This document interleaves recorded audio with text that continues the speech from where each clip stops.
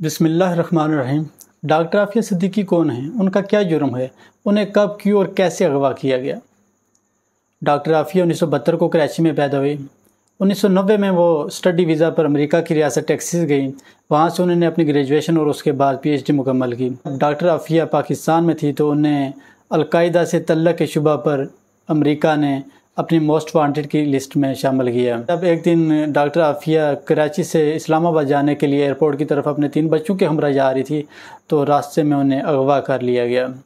Doctor Aafia کی شادی 1995 میں ہوئی اور ان کے 2 بیٹے اور 1 بیٹی ہے۔ تقریباً 5 سال گزرنے کے بعد یہ خبر منظر عام پر آتی ہے کہ ڈاکٹر عافیہ افغانستان کی جیل ایک بگرام میں اس میں قید ہیں جہاں انہیں تشدد کا نشانہ بنایا جا رہا ہے۔ اس کے کچھ وقت بعد امریکہ کی طرف سے دعویٰ کیا جاتا ہے کہ ڈاکٹر عافیہ امریکہ کی ریاست ٹیکساس میں قید ہیں۔ 2009 میں امریکہ کی ایک عدالت میں ڈاکٹر عافیہ کے خلاف کیس چلایا جاتا ہے۔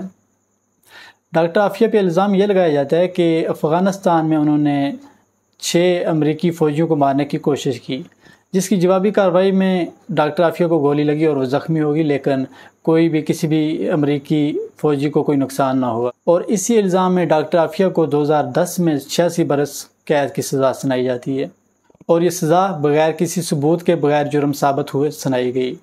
اس کے خلاف امریکہ میں بھی چند انصاف پسند لوگوں نے آواز بلند کی۔ عموماً ایسے اس قسم کے غیر منصفانہ فیصلے ان ممالک میں دیکھنے کو کم ہی ملتے ہیں، لیکن یہاں انڈر گراؤنڈ کچھ اور ہی چل رہا تھا۔ ذرائع کا دعویٰ ہے کہ ڈاکٹر عافیہ ایک انتہائی ذہین قسم کی عورت تھی۔ امریکہ ان کی ریسرچ جو کہ ویپن سے ریلیٹڈ تھی اسے اپنے لیے خطرہ سمجھتا تھا۔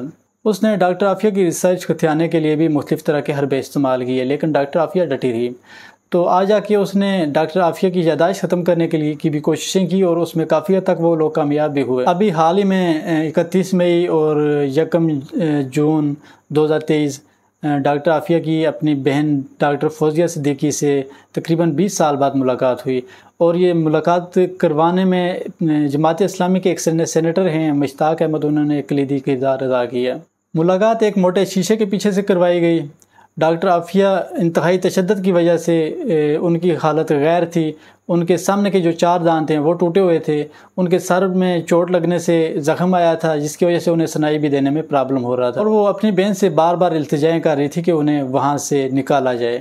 ڈاکٹر عافیہ حافظ قرآن ہیں، ان کی جو ایمان کی مضبوطی ہے وہی ان کا جرم بنی۔ ڈاکٹر عافیہ کو اسلام اور سائنس دونوں پر غیر معمولی دسترس حاصل تھی۔ وہ مستقبل میں عالم اسلام کی ایک بہترین مجاہد بن کر ابھر سکتی تھی جو اسلام دشمن عناصر کو ہرگز قبول نہ تھا۔ افسوس کے ساتھ کہنا پڑ رہا ہے کہ بظاہر کسی بھی پاکستان کی سیاسی جماعت نے حکومت میں آ کر ڈاکٹر عافیہ کی رہائی کے حوالے سے کوئی سنجیدہ اقدام نہیں اٹھائے۔ اس کے برعکس اگر دیکھا جائے تو 2011 میں ایک امریکی شہری ایلن ڈیوس نے لاہور میں 2 پاکستانی شہریوں کو قتل کیا۔ انٹرنیشنل قانون کے مطابق ایک ملک کے شہری کو دوسرے ملک میں سزا نہیں دی جا سکتی، اس کے تحت امریکہ نے اپنے اس شہری کو امریکہ بلوا لیا، لیکن ایسا کوئی کسی قسم کا بھی لا ڈاکٹر عافیہ پر نہیں لگایا جا سکتا۔ یہ ہماری نااہلی اور امریکہ کی غلامی کا منہ بولتا ثبوت ہے۔ پاکستان میں دنیا کی بہترین آرمڈ فورسز ہیں۔